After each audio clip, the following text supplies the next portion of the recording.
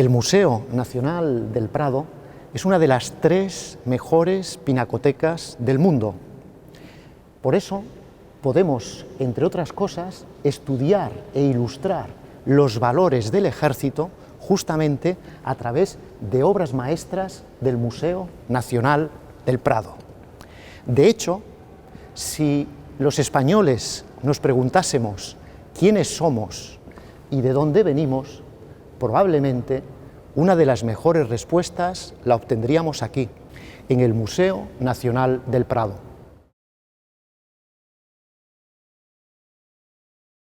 Para ilustrar el valor del espíritu de servicio, un rey ilustrado, en este caso el retrato oficial de Carlos III, el rey ilustrado por antonomasia.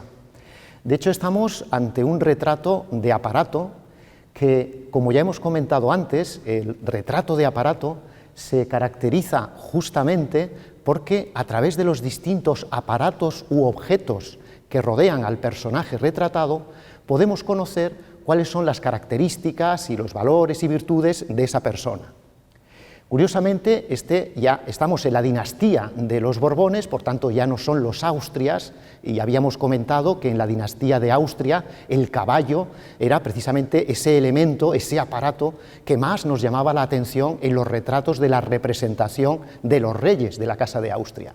Fijaos que ya no existe en ese caballo, no hay caballos aquí, todo lo contrario. Si os fijáis, justamente cuando se descorre ese rico cortinaje palaciego, lo que nos descubre es justamente una gran pilastra con un enorme basamento sólido que lo que traslada es justamente esa idea de solidez, de estabilidad que se busca en el Estado para la corona.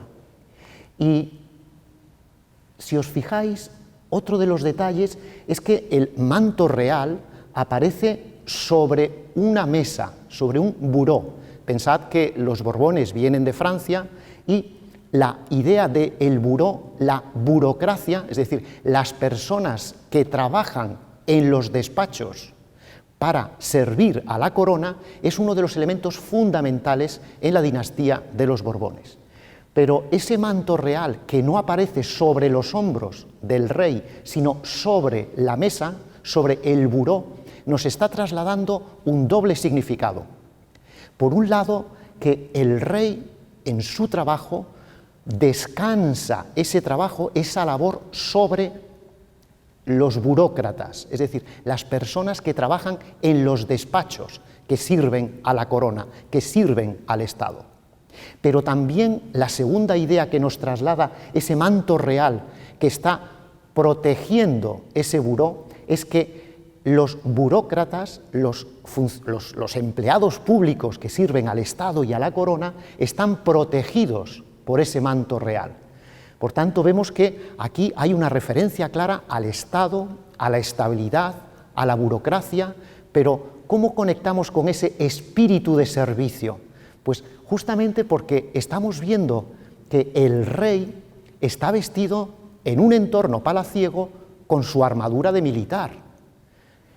De tal forma que una de las alusiones claras que tenemos en el espíritu de servicio en nuestras reales ordenanzas es que los militares no solo prestan servicio en el combate, también los militares pueden estar destinados a labores organizativas, a labores docentes, labores administrativas, y de hecho las reales ordenanzas más longevas de la historia de española es justamente las reales ordenanzas que escribe y que dictamina Carlos III, que hasta el año 1978 se estudiaban en las academias tal cual.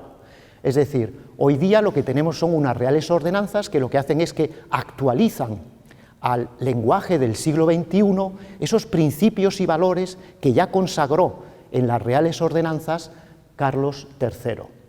Pero decía que efectivamente nos aparece con su coraza justamente para indicarnos que el rey como militar también está prestando un servicio como militar en palacio.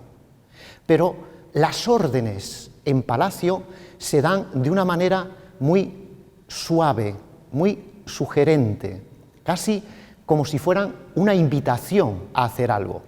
Y de hecho, fijaos que el bastón de mando efectivamente lo lleva en la mano derecha, es decir, que es él el que tiene la autoridad, quien tiene el poder, pero la indicación de qué instrucción o qué orden debemos seguir nos lo está haciendo con su mano izquierda. Es decir, lo está haciendo muy suavemente, nos está haciendo una indicación.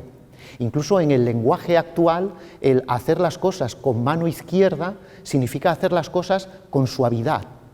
Pues bien, justamente todo eso nos está trasladando este cuadro, que efectivamente no solo es que represente ese espíritu de servicio, sino que además ilustra y decora el propio despacho actual de Su Majestad el Rey Felipe VI, quien en un discurso, en una intervención, llegó a decir unas palabras muy bonitas que enlazan perfectamente con este cuadro, que es: mandar es servir. Y justamente ese espíritu de servicio que efectivamente se encarna en este cuadro es lo que podemos observar.